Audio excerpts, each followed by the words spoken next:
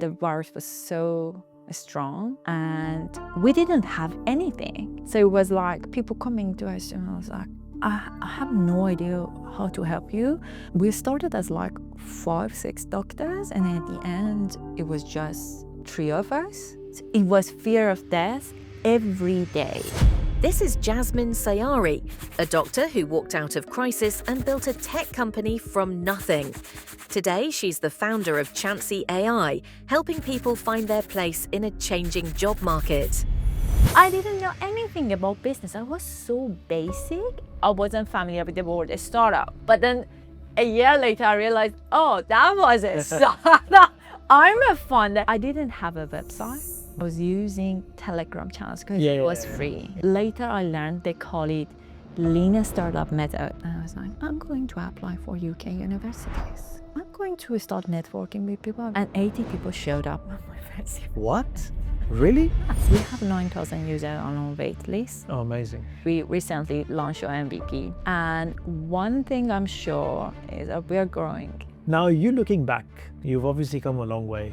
Yeah. Talking about Tehran and then to Dubai, to Istanbul, now London, and then being recognized in the UK. If you were to speak to that Jasmine at that point in time, what would you tell her? Jasmine, when she was 18,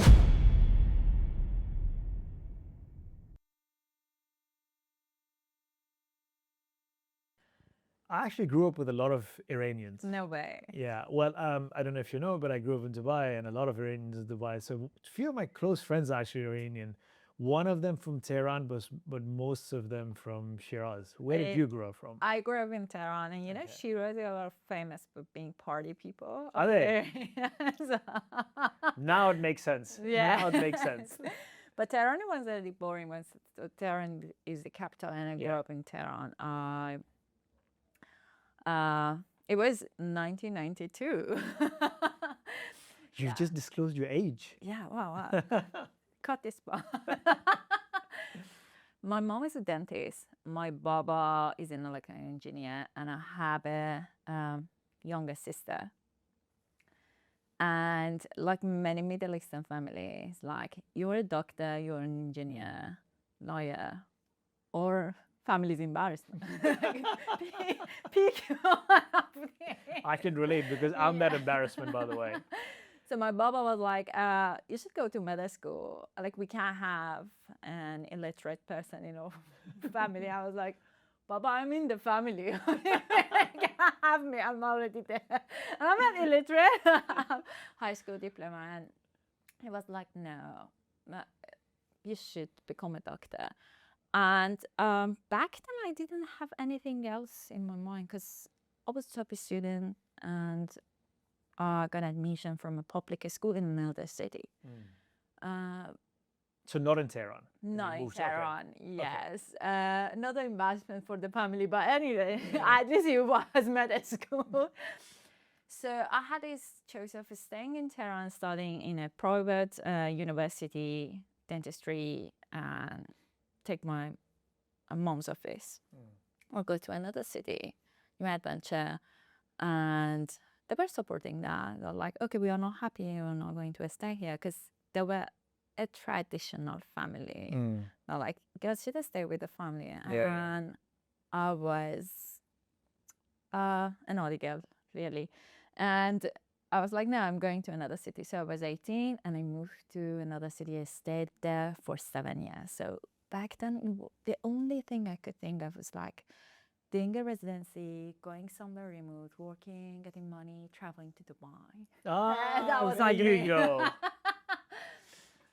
Then I graduated in 2018 and I was so tired. I was so tired of being in school. I was like, I'm not going to immediately start residency. But my family were like, no, you should do that. You have good grades, do the national exam again. I was like, no, I'm going to practice. So I graduated from a public school. And when you graduate from a public school, you have to go to practice in poor neighborhoods for 2 years. Okay. They'll still pay you, but it's like under supervision of another university. It's like serving people in poor neighborhoods. Like usually doctors don't go there. So I started practicing and I was a public health medical director, and I was like, it's awful. It's killing my creativity, and I don't want to live like this. But it was good days. And I wasn't ever something bigger is coming, and it was pandemic. Oh, wow. Yes. I'm not sure a lot of people will call that something big as coming from the context that you're going to give me now, but okay, please continue. Yes. I was on a trip outside of the country, and my friends called me, it's official, they announced it, COVID is here in Iran, and they need more doctors because all the doctors, senior doctors, are not practicing. They don't need to. Right. And they need junior doctor, younger physicians to come back and practice. So I was like, okay, I don't have to, I'm getting back to Iran. It was the last flight to Iran, and it's before they closed the borders. And the last 6 months of those 2 years of practicing in poor neighborhoods was like the first 6 months of COVID. Okay. And the virus was so strong, and we didn't have anything. So it was like people coming to us, and I was like, I have no idea how to help you. Like, your CT scan shows that you have COVID, but I just have hydroxychloroquine, and hydroxychloroquine is just absolutely something random. We are not sure even if it's going to help you. So it's basically, it was like me, hydroxychloroquine, and an oxygen mask. Wow. And I was doing shifts from 5 a.m. in the morning, driving 1 hour and a half to that center outside of Tehran, and getting back home midnight. And we started as like 5, 6 doctors, and at the end it was just 3 of us. The rest was hospitalized, and I was so tired. I was so consumed that I was like doing COVID tests every week to see if I'm sick or not, because I wanted to be sick to finally go home and stop practicing, because I couldn't handle it anymore. So one time, someone called from upper levels, and they were like, tell Dr. Sayyari stop going to do the COVID test every week. And hoping. She's okay. And yes, I survived. I don't know how, because back then, the supreme leader of Iran said, went on TV and said, we're not accepting vaccine from Western countries. Oh my God. And it was a nightmare. And I was like, we can't believe that. So it was like, I had my friends who immigrated before me to America, to Europe, to UK, and was seeing them on social media getting vaccine. I was like, God, am I going to survive this? Wow. And I couldn't get the vaccine while I was practicing. It was scary. Then at the end of those 6 months, I don't know how I survived. I finally came back home, and I decided to do nothing, like absolutely nothing. Because I was like, I don't need to jump to next step. I need to figure out what do I need in my life. And for the context, I was also putting content on my social media about learning languages, about research, because I was like, I'm not going to stay in Iran as a woman. It's not fulfilling me. Living here, I need to immigrate to another country. I'm probably practicing in another country. So only thing I can do with my medical degree. So I was like also sharing my journey, and thousands of people start following me on social media. So if I understand this correctly, because you have a large following on Instagram, is it only Instagram? So you're active on LinkedIn as well. Yes. So and TikTok is your space, or No. so your not prime TikTok. focus is I'm Instagram. millennial. Okay. Well, you've disclosed your date of birth already, by the way. No, you cut that part. What are you talking about? So if I get this correct, so you're in Iran. Obviously, pandemic, all this is happening. You're trying to get tested for COVID, but somehow you survive. You come out of it. I just want to know, just a step back before we understand the pause. How are you feeling? Like, I mean, what are the sentiments, emotion? Obviously, the whole world was in a turmoil. Like, we don't know what the hell is happening. But I'm just thinking from that context, we're sitting in Europe and we're hoping, okay, when is the vaccine going to come and we take the vaccine? And there's like a ray of hope. And now you're in the place where that ray of hope is maybe even taken away from you, because even if there's a vaccine, you're not going to get access to it. Yes. And then are you seeing casualties around you as a frontline worker? And so what are the sentiments like, I mean, with the people? I can show you the result, and result is in front of you. This bundle of gray hair in front of me, it just happened in 6 months. It was fear of death. And immediately when I left Iran, my hair stayed the same color. But I never dyed this part of my hair. It's like a tattoo. I love that. Yeah, I survived this. I love so that. I don't have anything to show you like how I felt. It was fear of death every day. Because yes, there was like no hope and just so random. It was every morning. I was like, am I going to survive today? I'm going to get it finally. But it never happened. But so many died. So it's still a scar on people's heart. Like we are still so angry what the government did to people. And finally they released vaccine and people started getting vaccines because so many Iranians died. Yeah. And it was one of the things I publicly spoke about when I got out of Iran. I was like, I'm going to talk about our experience. So it was my social media. It was my. And you were still in Iran at that time when you started posting on social media. Okay. Yes, I was still in Iran. But then I'm thinking when if you're still in Iran and you're posting on social media, like you also have to be careful. Like yes, what you post. It was, what you don't but post, you know right? what? The content was like learning language and research. So Okay. it was just very neutral, and it was pretty much safe back then to post about these things. Today it's not, and there are controlling influences. Oh wow! But back then they weren't that advanced, so it was a small window for people like me.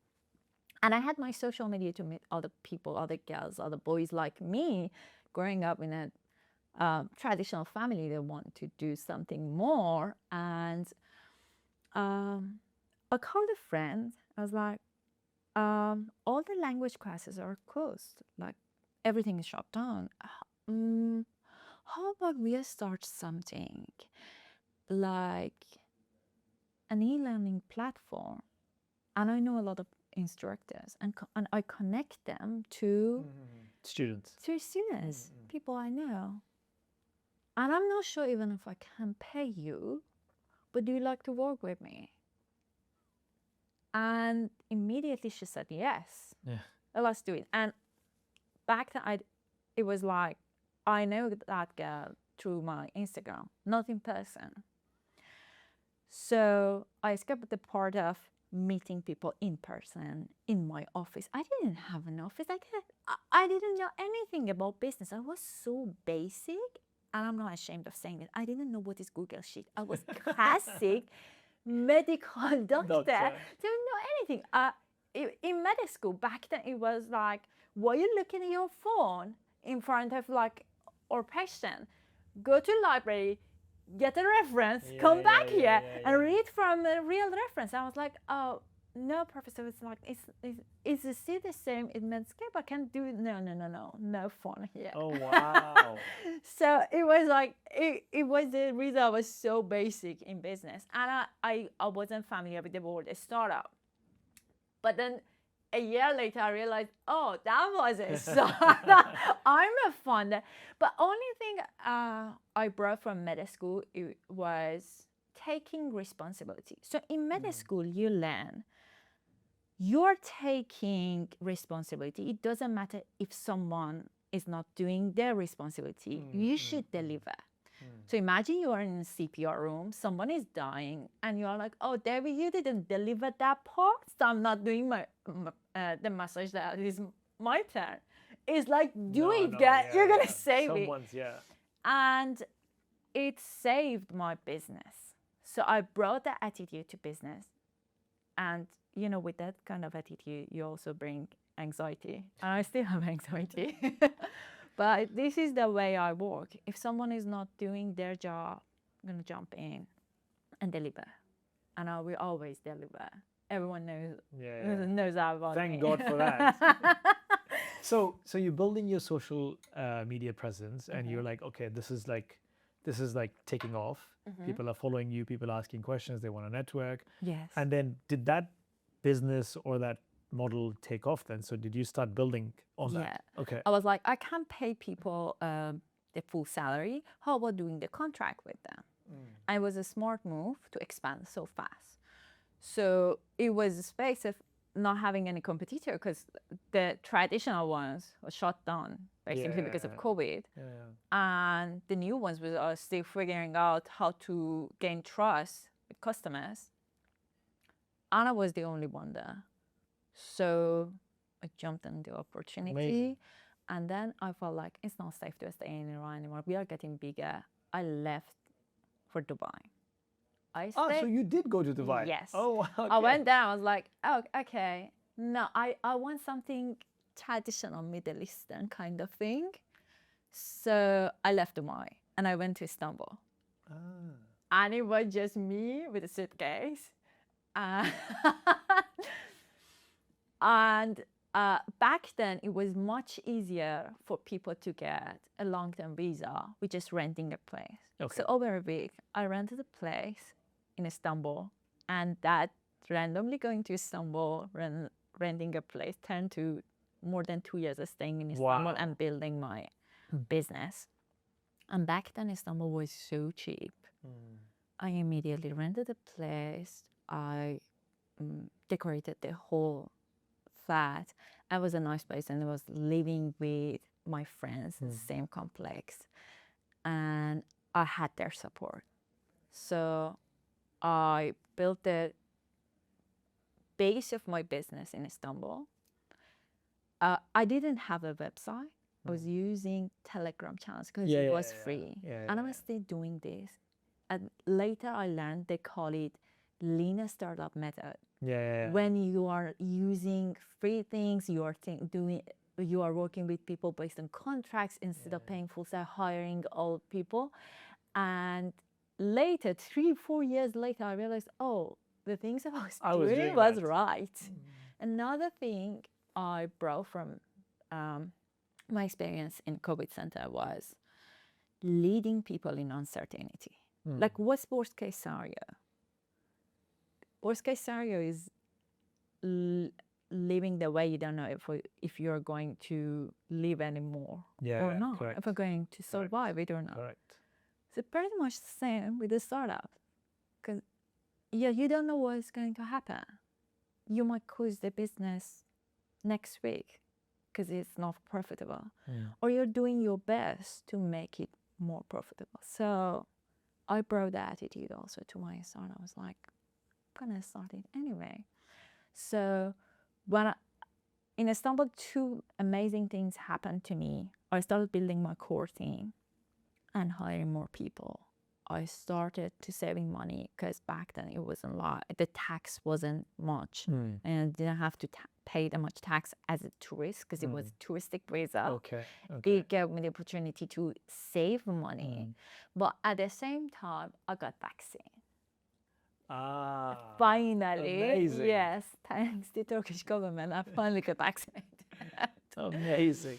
Yes, I was so happy, so grateful. I still remember that time, and it was the beginning of my journey, and encouraged me to start doing more and more. Wow. And you're building the team in Istanbul now, or was it a remote team you always? All Okay. remote. Okay. Okay. And I still do the same thing. Mm. I still do remote, unless it's necessary to see them in person. I still do this. Hiring remotely, hiring through my social media, and I found people through my social media to reaching out to people. Mm. I know them through the interaction Yeah, sure. I have through social media. Sure. So you've moved quite a few bit. Like, I mean, it's also interesting. Like from Dubai, you'd move to Istanbul because I know a lot of people when they go to Dubai, they don't want to leave Dubai because of all the glitz and glamour and everything else. And now, like a lot of people from the UK are moving to Dubai as well. So it's interesting that you wanted more tradition. I can relate, by the way. So I can relate to that. But so now you're in the UK. Yes. What happened? How did that come about? Oh, good question. I have some secrets to tell you. I never mentioned Please to do anyone. spill. So it was more than 2 years in Istanbul, 2 years and 2 months. And I told my friend that, honey, listen, I can't. Her name is Hania, by the way. That's Honey. I was like, I'm glad you told me because I was like, okay, this is you're very, very polite with your friends. I feel like I want something bigger, and I can achieve it here in Middle East as a woman. And I want to go to America. The classic mindset of growing. Yeah. Hollywood. Yeah. Those films are so misleading. Yeah. Please, Expectation please versus stop reality. making that. Expectation. First time I was in New York, I was like, what? What just happened? And you should understand when you are Middle Eastern, you're going somewhere, you are on student visa. Yeah. So I wasn't aware of what is happening with student visa. And pretty much you can't do any business, anything outside of university. I wasn't aware of this. Like imagine I applied for universities, and because I was a medical doctor, I had to apply directly to health administration masters. And I was thinking like, okay, I will go to America, and then I change my master to another program because health administration is not going to work for me. But at the same time, the officer is not accepting anything else from me because like why you want to go there? Yeah. So finally I found a spot and I booked for the interview.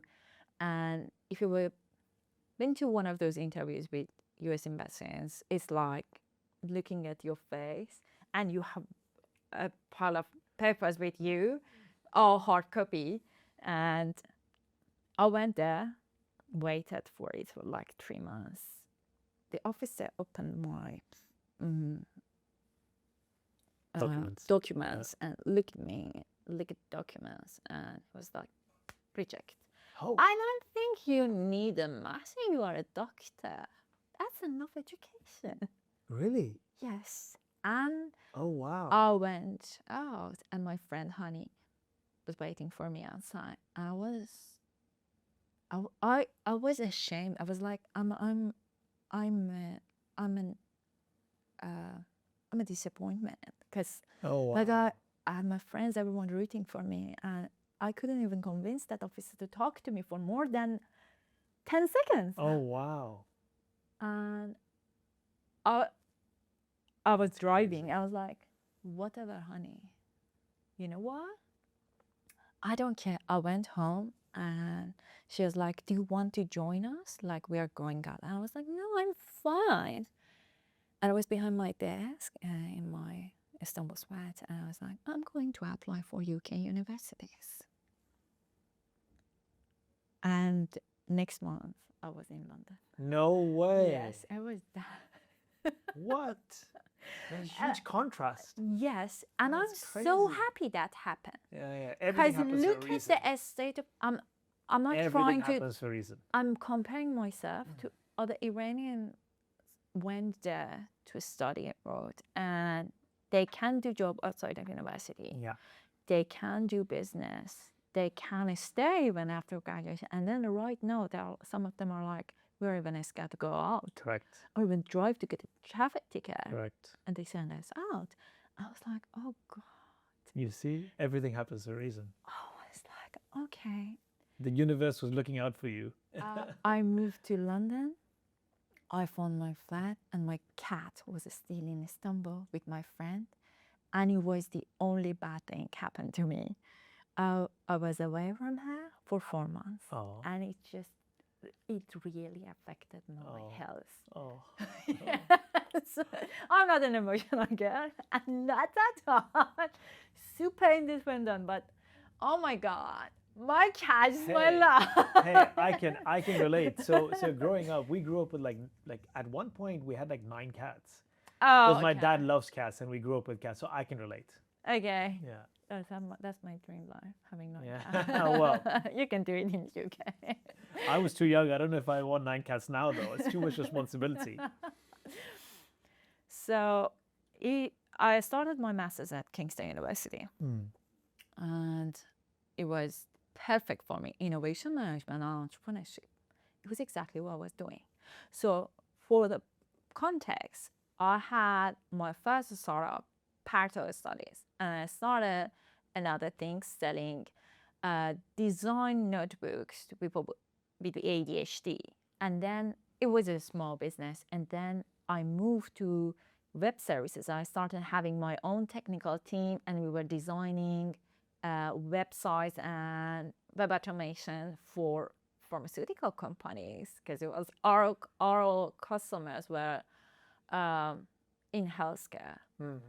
So people in healthcare, they have money, but they don't trust people. Yeah. That's my issue too. So I was like, you guys know me. I have a good team. They did my website. You want me to do the same website for you? And they were like, okay. And my first customer was a pharmaceutical company CEO. And Oh, wow. And she was like, okay, are you going to redesign our website? I was like, why not? And that was my first experience of leading a technical team and learning on the way how to deal with developers, designers. It's hard. Don't do it. Tell me about it. Just Tell me about it. I'm in a tech business, so I know exactly what you're talking about. But it also gave me the confidence and also network I made for the next business I wasn't aware of. And you know me through that business, New Generation Network and Chansey AI. Yes. So when I moved to London, I told my course director, Evie, and she's an amazing woman. She's such an iron lady. She was like, Jasmine, what do you want to do? I was like, I'm going to start networking with people. I'm going to network. I'm going to go to some networking events. And she was like, okay, focus on your studies too. And I was like, I graduated from med school. It's so easy for me. And she looked at me the way I was like, no. I didn't mean. No, it was really hard. Business school was a great experience, but at the same time, I was doing my studies, and I started having my own networking events, inviting people to my business and tech networking events. Oh, nice. So through social media, turned out people like to go to events. Yes. I was like, okay, I'm thinking about hiring a place, hiring a venue, and invite 25 people. And 80 people showed up on my first event. What? Really? I need to get some tips from you. Yeah. Oh my I was like, God. yeah, wow, okay. I love London. Because I tried it in Istanbul, it was like 50 people. And you had to bribe them. Please take this, come here. And I was like, I need a name for this. Like, we are new generation of immigrants here. And it was funny because later that year, when I graduated and finally could have my a startup company in the UK, I called Barclays to get their business account, and then called me back like, we need to know what kind of business you have. You're Iranian, and your business is new generation network. What kind of network you have? Oh, network marketing. Oh I was my like, no, God. listen. It's not you that kind of mean network. New generation of people, Iranians. I mean, that name came from another networking event, but no, we are not doing something suspicious. Yeah. We're good people. So I called it New Generation Network, and I was like, I'm going to help people from diverse backgrounds to find new opportunities in different industries. Because I'm a medical doctor, but look at me. Yeah. I'm a businesswoman now. And everyone asking me, how you did that? What did you read? And it's not about reading something. It's finally doing it, finding the perfect network, hiring right people, hiring people you can trust, dealing with technical people but you have to do that. So I was like, I was approached after graduation, like how we can do the same thing. I was like, how about designing a product doing this based on the data we're getting from labor market? Like, we look at the data, we tell you where you belong in job market, and we make it tangible through numbers. Like your employability score for agriculture industry is 25 out of 100. But for tech industry is 85. But we still have a chance that we want to see opportunities there. I had this in my mind. I was like, I'm going to call it Chansey AI. Like, what's your chance in the job market? It was so random. I like that. I was like, Now it makes sense. Now it makes sense. I was like, I need to move fast. So I called one of the best software engineers I know. I was like, Param, I have an idea. And he was like, oh my God. Not again. Let's do it. It's like, not again, but let's do it. So we started building. And at the same time, I was like, okay, it takes time. And I don't believe in 2 weeks MVP. Sometimes it needs more time. And meanwhile, I still keep having my networking events, reaching out to people, putting content out there. This is exactly what I'm good at. And I started having panels. I was more official. I was like, okay, I was getting invited by Newsweek, Forbes to comment on things, about tech, and I started learning prompt engineering, how to talk to technical people with the language they understand. And communicate my needs. Because first time, I was like, I need this and this and this in our MVP. And then Param immediately was like, you're making our MVP fat. I was like, excuse me. Make it leaner. Lean startup. I was like, oh, okay. So it was the beginning. I started to liking London. I was going to London AI Hub, was getting invited to places, and I was like, finally, I'm getting the recognition I deserve. I deserve all the time when I was in Middle East. And before that, all my business was with like Farsi speaking community, Iranians mostly. And we still as a community need to do things to believe in women. It's not naturally happening. It's still not naturally happening here, but it's much easier compared to Middle East. Yeah. So at the beginning I was like, is it real? Is it actually happening? And the peak of it was the night I received an email. And it was like, you won Inspiring 50 UK 2025. Are you in London for the ceremony? No way. And I was like, there must be something wrong here. But are you sure? I'm just. Is this a spam? I'm just. Who are you? I'm Jasmine Sayyari. And then she was like, oh, we contacted you 3-4 weeks ago and thought you were not interested. Oh wow. I was like, no, Miguel, no. I'm interested. God. And it's basically for women with background in STEM science, Yeah. like me, I'm a medical doctor, but also they are leading tech sector. So I officially became one of the top 50 women in UK tech. Congratulations. you. Congratulations. You've come a long way. Yeah, it was a long, long Oh, way. wow. And it, like, even the day I was there, I was like, I can't believe I was posting for my... Pinching yourself. So I can't believe I'm here. Yes. Good on you. Good on you. Long journey. Yeah. Yes. So, I mean, what's the next step? What's the future? I mean, so I can understand what happened to the previous business? Is that I still on? exited. Okay. I exited fine. as a founder and manager, and other people are managing it. Okay. Okay. Perfect. So, what's the future now for Chansey? So next year, I believe we can onboard 40 UK companies posting jobs with us. And we have sophisticated matching system. So we have our job metrics. Candidates go through psychology assessment Okay. and a Like bunch a psychometric testing or something. yes, but very short, a Gen Z, Okay. Okay. or, designed for Gen Z, and with that language, because no one's going through big five like for 2 hours of testing.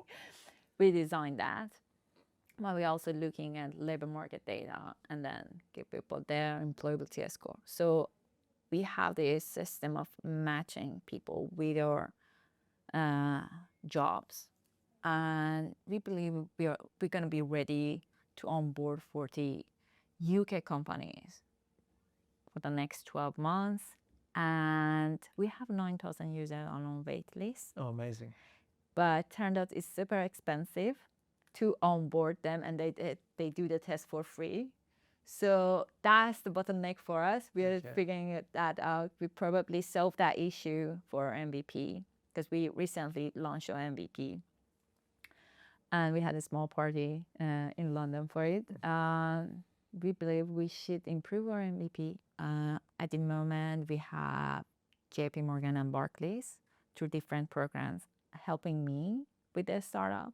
Nice. And yes, I'm working with them to see like if we can improve Chansey AI to something bigger, better, onboard our users.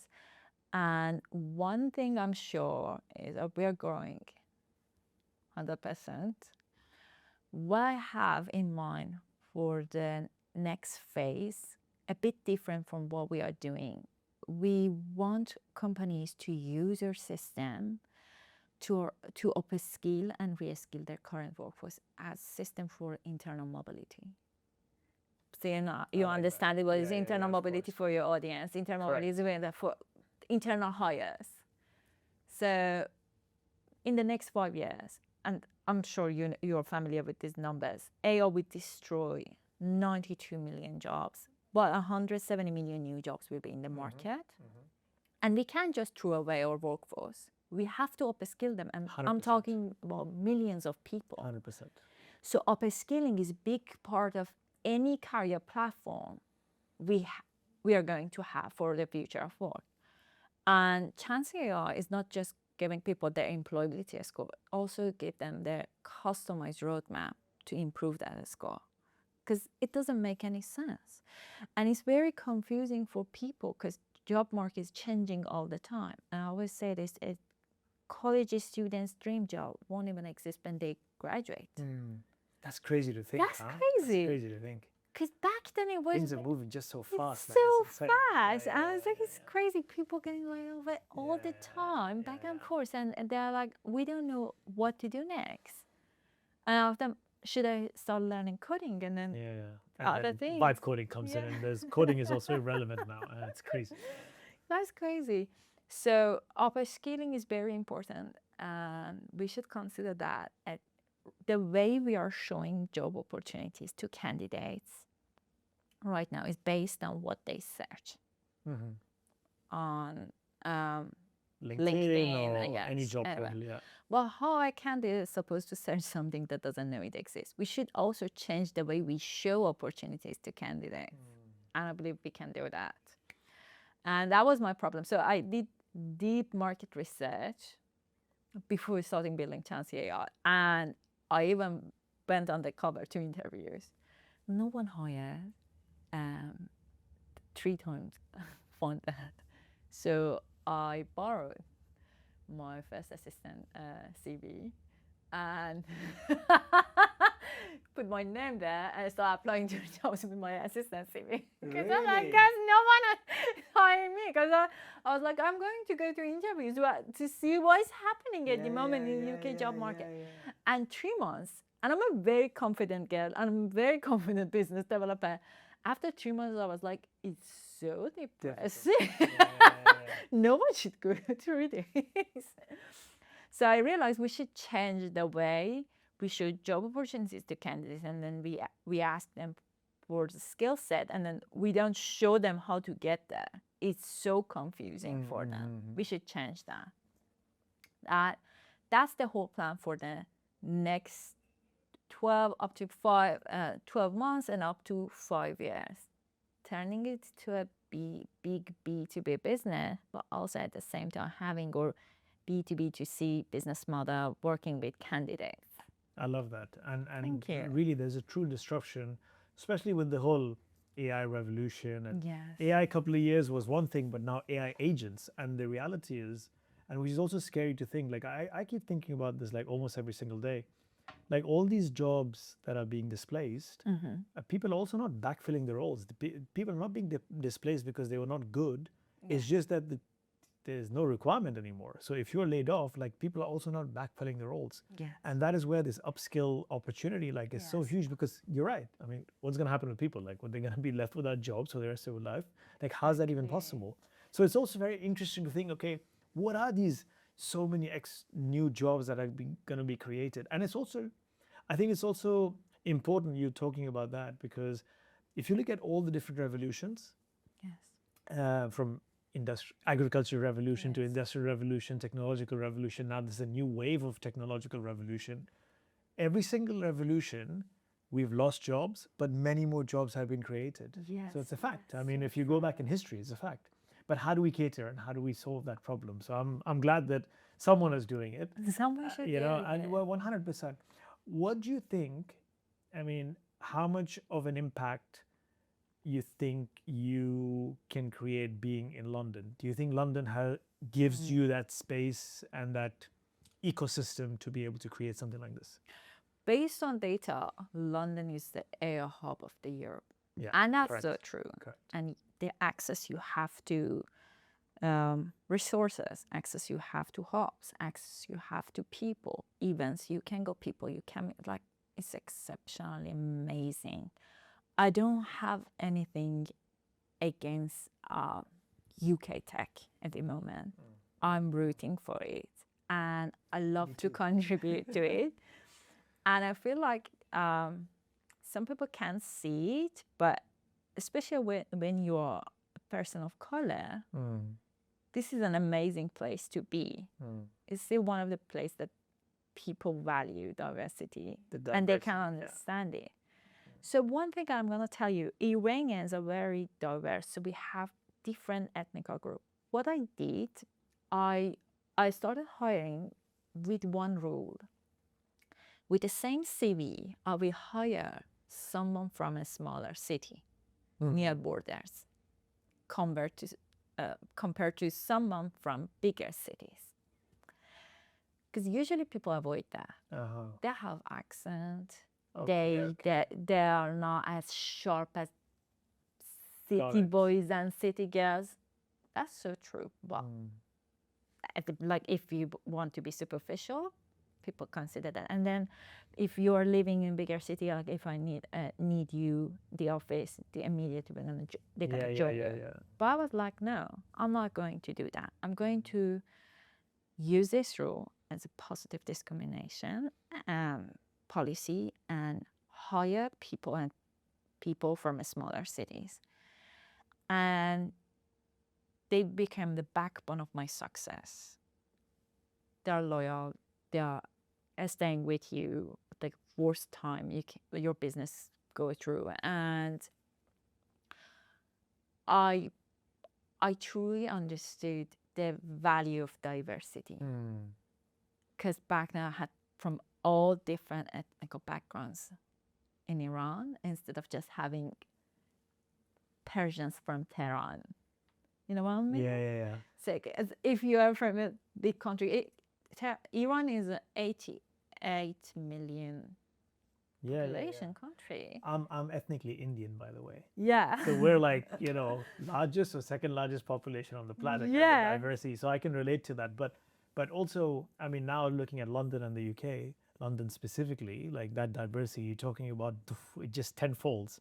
Yeah. Because this is such a this is the melting pot of, you know, on the planet. Like, I mean, Dubai is very multicultural as well, but I think the multicultural in London is just, I mean, it's magic. Because it gives you the sense that you are part of the society. 100%. You are not just coming. It's not just diversity, it's also inclusion, which makes to diversity, you know? Exactly. And yeah, I mean, the sense of belonging, I think, for me as well, is like you can come here, you can really make this your home. And like your forever home. Like that's amazing. It's not a transit destination, you know? Yes. Which is just, I mean, just one question on that as well, because especially in recent news, few things are happening. Yeah. You know, one is everybody somehow has something negative to say about the UK, and everybody's like, okay, boom, I'm just going to go out. And obviously there's a whole immigration type of conversation, you know, especially in the Western first world countries. Yes. So what's your take on that? UK, you know, like what is your opinion about UK, and then comparing to, so in context of tech, many prefer San Francisco. They're like, I also have team members from San Francisco that they're enjoying their life there. But I still think it's not just about working there. It's not just a startup. You're not going to live on the rock for the rest of your life. There are things happening. And it depends how much you care. If you're a person of color, you should care. If you're a woman, you should care. If you're a man who doesn't benefit from any of these changes happening, you should care. And you can't just ignore what is happening in the world right now, a state of world we are, because a startup's doing fine in America, but also it's living in London specifically. I love it.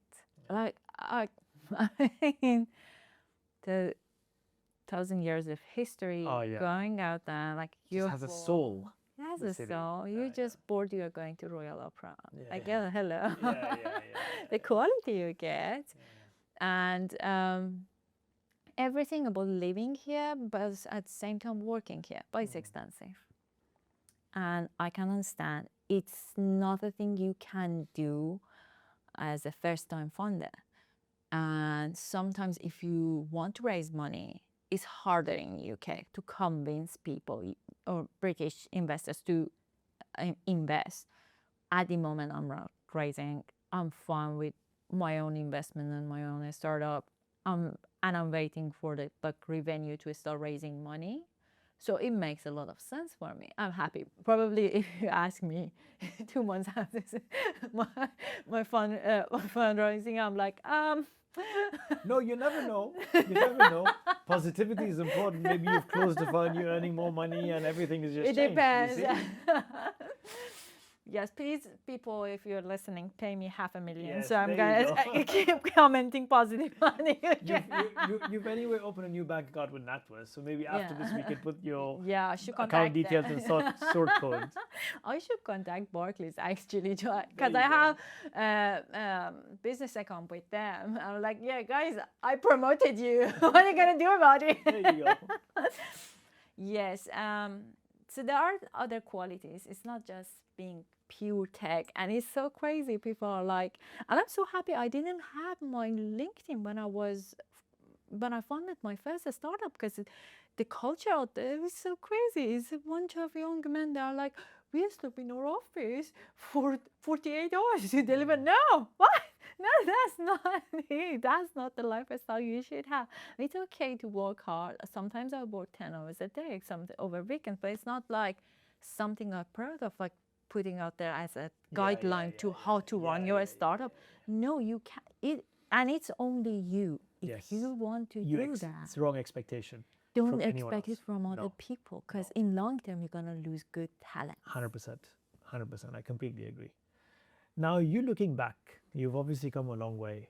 Yeah. Talking about Tehran and then going to small places, small villages, and doing somehow charitable work, maybe you can call it, to Dubai, to Istanbul, now London, and then being recognized in the UK. Like, this is just, I mean, so much has happened. And also maybe in a very short period of time. Like, I mean, we're not talking about 20 years. So, I mean, looking back, like, I mean, you've come a long way. What, if you were that person now, if you were to speak to that Jasmine at that point in time, what would you tell her? Jasmine, when she was 18, she moved to another city. She had so much fun. She was a wild girl. I would say, you're doing amazing, honey. Just do whatever you like, because later in your life... Honey, are you speaking to your friend or are you telling yourself? Myself. Not tell her, Jasmine, just enjoy. The way you are enjoying it now is just good.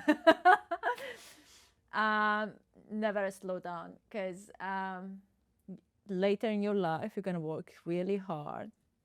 But I think actually there is nothing I can change about it. Change anything about politics, I can't do that. Because if anything happened to me, unfortunate thing happened to me, it was because of politics. It was because of being Iranian. It was about the stigma around the name of Iran. Because even you can't mention even to people. It was like, sometimes we joke around it, like, are you Persian or Iranian? And I'm like, it depends on the news that morning. if we are appearing on the news, like if we are in the news, I'm Persian for the rest of the week. But the rest of the time, I'm Iranian. I'm cool. Anything unfortunate happened to me is just because of my nationality. But I can't also blame my nationality, because it's a beautiful country, 1,000 years of history, and actually we were in Middle East from the beginning, and I love being Middle Eastern. It's chaotic, and we are all over the news all the time for not good reasons. But I love being Middle Eastern, and I was angry with that. I was angry with being a medical doctor. I was blaming myself, like, what? Went to medical school for 7 years. Why I did that? And then later I realized, no, Jasmine, you had to do it to build your life, to save a few lives, and then move to the next phase. Because without that business school, you couldn't manage businesses. And moving from Middle East to London as a businesswoman, and it was a huge step. And I'm so happy I don't have to practice anymore. There you go. There you go. One advice for someone who's perhaps few years, before you, and maybe specifically not only in Iran, but maybe has found themselves in a situation where they feel that they don't have control. Maybe it's politics, maybe it's family, maybe, and they really want to change their life. What advice would you give them? I would say, don't be shy to build in public. Post about what you think. Not the way you put your life in danger, but don't be shy to post about what you think, post about what you are building, and be open about what you're trying to do. Through that, you're going to get criticism, but at the same time, people will find you that are like-minded and they want to build while you are also building, and you can find your teammates. This is the most important thing you can find, like your network, and you can find it through your social media. It's a very powerful tool. Use it. Don't just consume it, the content there. Put something out there. I love that, and I 100% agree. And for everyone listening, this is also the reason you and I have met, because of social media. I've put myself out there, you've put yourself out there, and bam, we're sitting in the and you are very same inspiring. Room thank you. And you see, like, there's also a testament. It's only because I put myself out there. So I 100% agree with you. For anyone, out there just feeling desperate or thinking, where do I start? Just Yeah. post. Yes, Yeah, exactly. I love that. I love that. Well, thank you so much, Jasmine. It was an absolute pleasure having you, and I wish you all the best with Thank everything you. that you're doing. I'm gonna be rooting for you, and I'm gonna wait until you get the next award and the next award and the next award. And I'm actually gonna take a tip or two from you in building a community as well. So that's just phenomenal what Lovely. you've done. So yeah, congratulations. Thank you for having me. Thank you. Thank you.